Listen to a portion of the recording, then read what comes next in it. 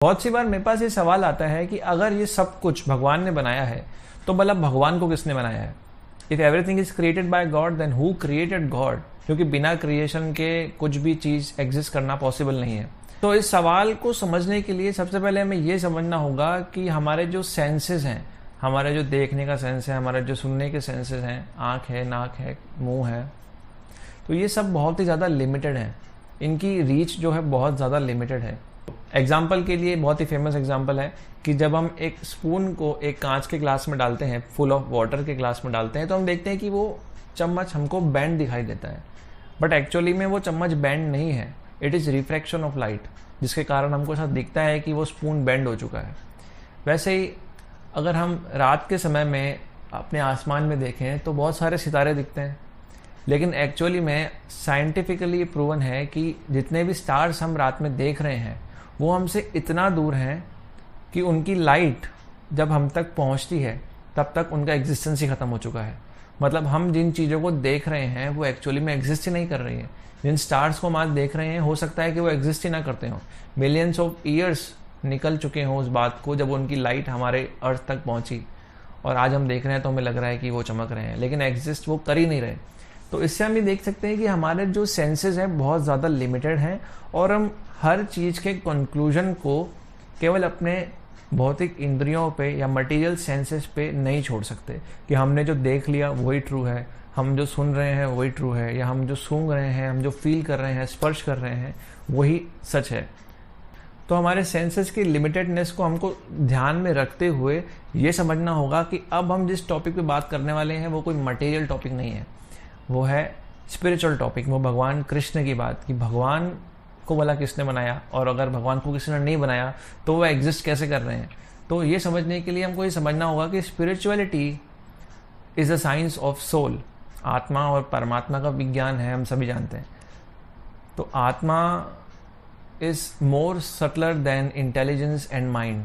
हमारे जितने भी 8 एलिमेंट, भगवान भगवद गीता में कहते हैं, भूमि अपो नलो वायु खम मनोबुद्धि रेवच अहंकार इतियम में भिन्ना प्रकृति अष्टदा, कि मेरी 8 प्रकार की शक्तियां हैं, जिसमें से है पृथ्वी जल अग्नि वायु आकाश, मन बुद्धि अहंकार।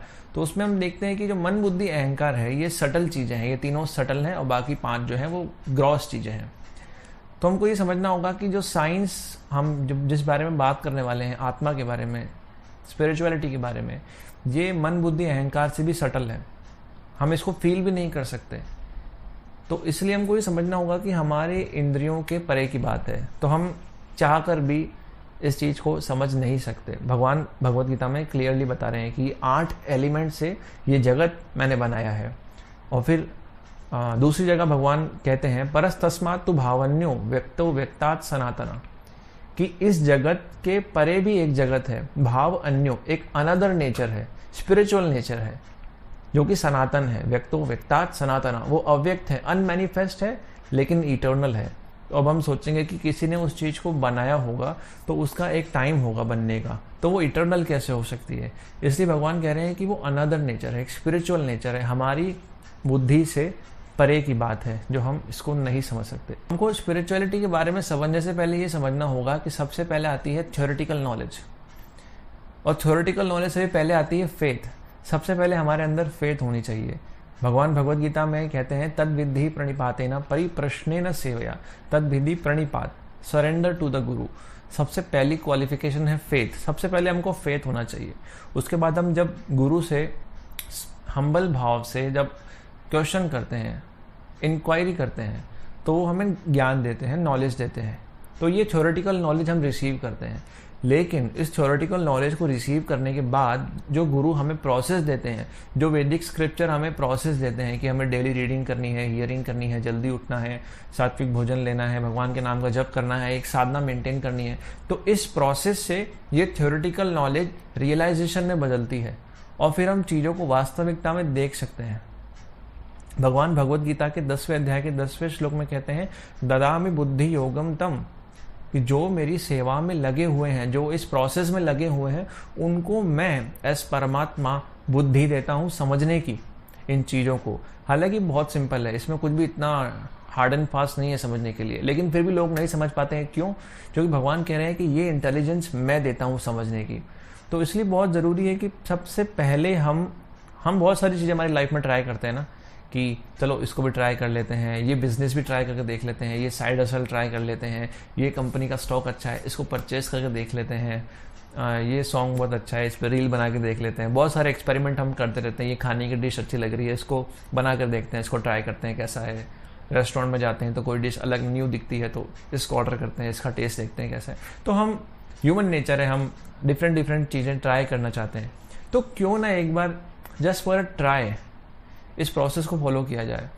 एक नियम लिया जाए कि 1 महीना, बस मैं 1 महीने से ज़्यादा नहीं करूँगा, अगर मुझे मेरे अंदर चेंज दिखेगा तो ही मैं इस चीज़ को आगे करूँगा। तो क्यों ना हम ऐसा स्टार्टिंग करें।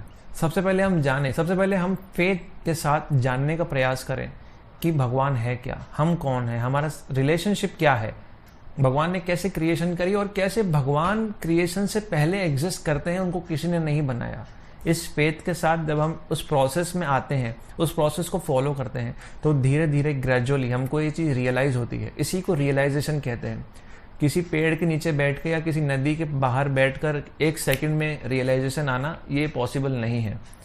जिसको आई है वो उन्होंने एक साधना करी है, उन्होंने लॉन्ग साधना की है और ग्रेजुअली रियलाइजेशन हुई है। Self realisation is not immediate way, वो ग्रेजुअली आता है, धीरे धीरे समय के साथ आता है। तो जैसा जैसे हम प्रोग्रेस करते जाएंगे हमें रियलाइजेशन मिलती जाएगी।